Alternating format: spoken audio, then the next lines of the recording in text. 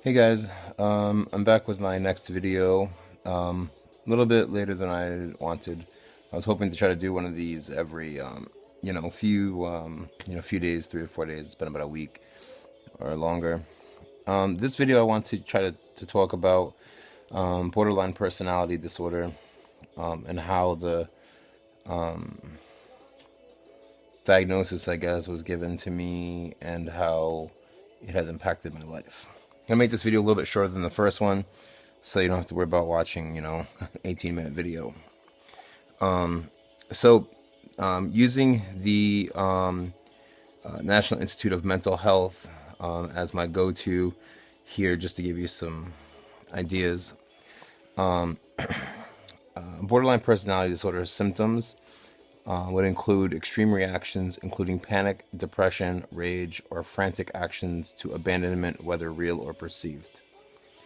A pattern of intense and stormy relationships with family, friends, and loved ones, often veering from extreme closeness and love, which they call idealization, to extreme dislike or anger, devaluation.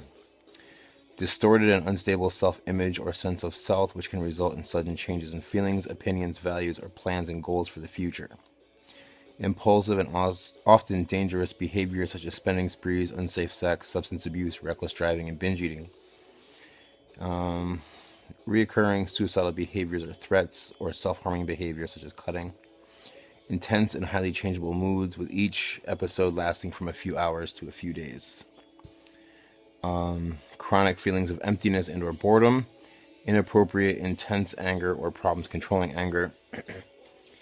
And having stress-related paranoid thoughts or severe dissociative symptoms, such as feeling cut off from oneself, observing oneself from outside the body, or losing touch with reality.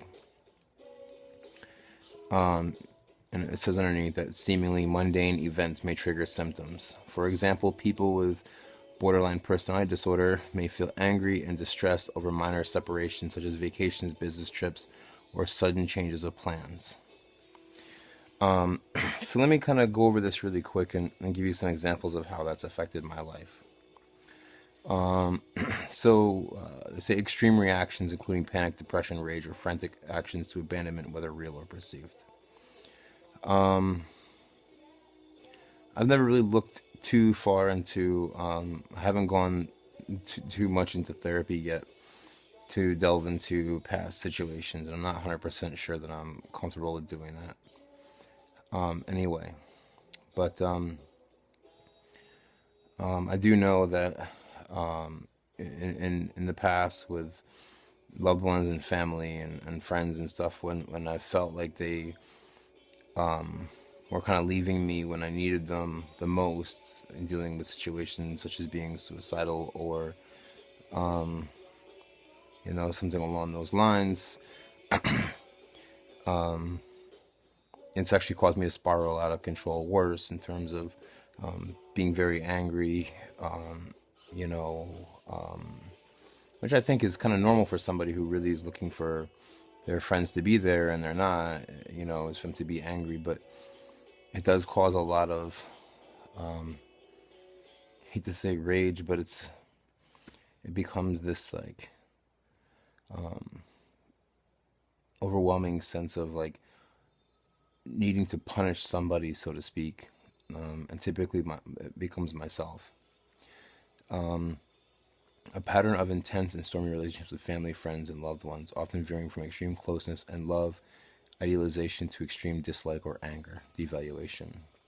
So, this is something that's happened with me my entire life. I've including family, I've had, extremely close with my family, which is very small. But the few family members that I do have, I'm very close to.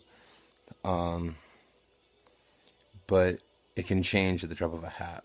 I can go from telling everybody how much I love them and how great they are, to one little small thing can change that, and it'll end up putting me in a position to where, they become exceptionally angry at the things that I say to them, and my reactions to them, and the way that I treat them. So it's a complete like polar shift, from them being like my best friend to being my worst enemy. And often there's no reason for that to actually happen. It just does. A distorted and unstable self-image or sense of self, which can result in sudden changes in feelings, opinions, values, or plans and goals for the future, such as school or career choices. This in this regard, this has happened to me as well. Since graduating from high school, I've tried to go down several different paths for career choices, and all of them, most of the paths don't last longer than a few years. I end up growing very like empty to it, to what I'm doing, and I start to you know resent what I'm doing almost. Become very disattached from it, to where it's like almost like I never wanted to do it to begin with.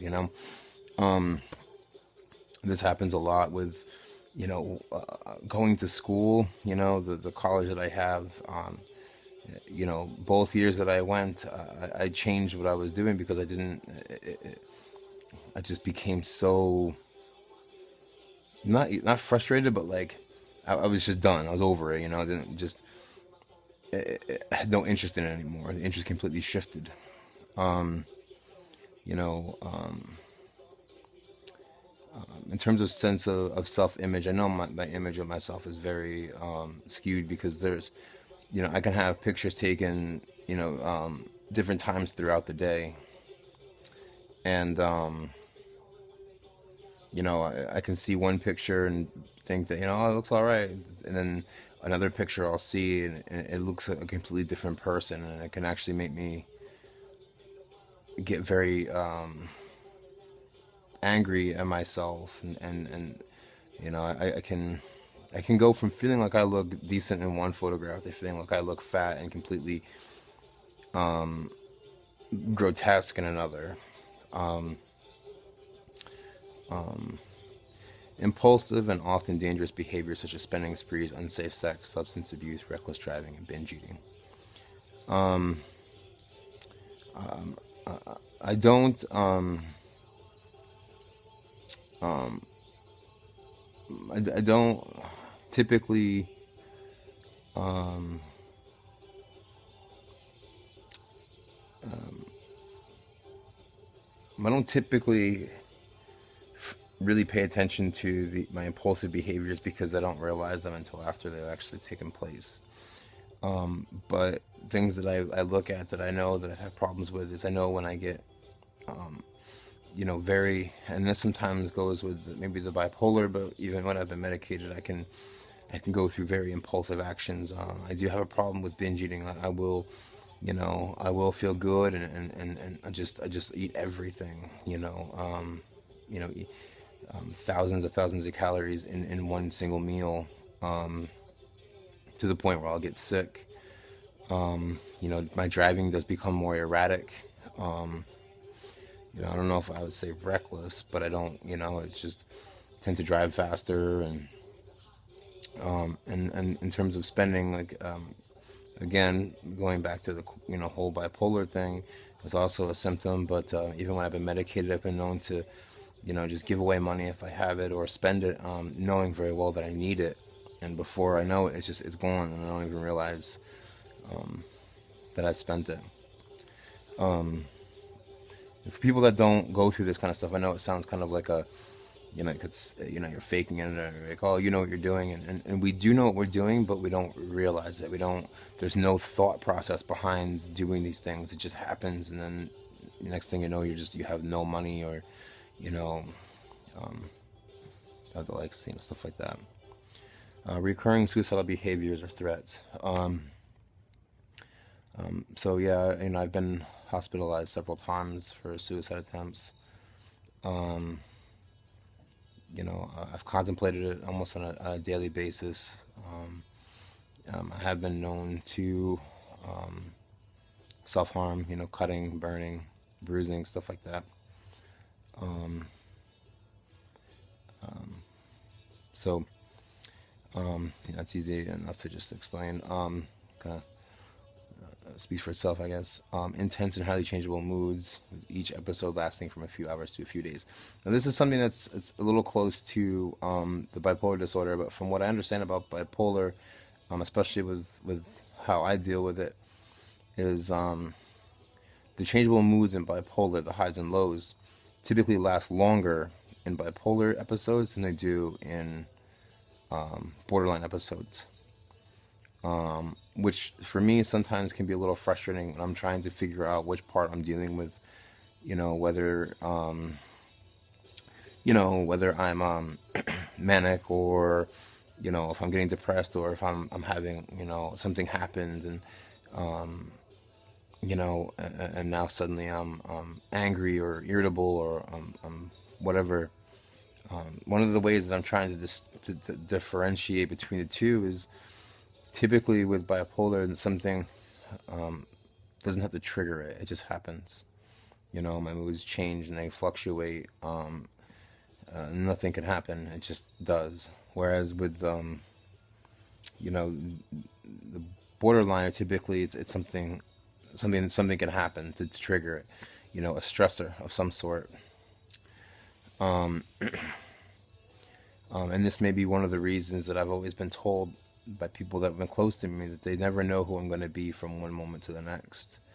And that, for me, has been kind of a hurtful thing to hear from so many people, because it's made me realize that I kind of don't know who I am either. I don't know what my, I don't know who I actually am outside of the way that I interact with people that I'm close to, which is apparently either very good or not very good. Not very much is in between. Okay. Chronic feelings of emptiness and or boredom kind of goes back to the whole thing with school and my hobbies and stuff like that. I can go easily from working out 3 times a day if I'm not working that day, to not going to the gym at all. Just because it feels just so pointless. I feel so empty when I do it. Like, it just doesn't bring any kind of a happiness or stress relief or anything. Inappropriate, intense anger or problems controlling anger. We've already kind of discussed that. I feel like the only thing I really have control over is getting physical with people. I don't typically get into fist fights. Most of the damage that I do typically tends to be very verbal. And it doesn't make it any better, but that's, unfortunately, that's just, instead of, getting into fist fights, I typically tend to tear people down with my words. Having stress-related paranoid thoughts or severe dissociative symptoms, such as feeling cut off from oneself. I've never really had the observing oneself from outside the body. I've dealt with psychosis before, but has been attributed to my bipolar disorder. But one thing I have noticed about myself is that I typically tend to get into states of paranoia and psychosis, typically when I get very stressed out. And sometimes that can happen during a manic state or a depressed state, but going through extreme financial difficulties and stuff like that, or fear of losing things like, my car, which is financed, or my home or something like that, then I tend to start to spiral out of control.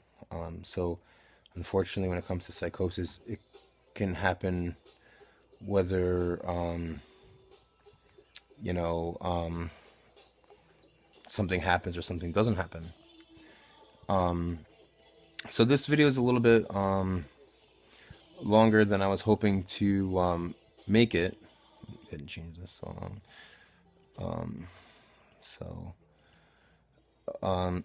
Anyway, so this ends up being about as long as the other video that I have. I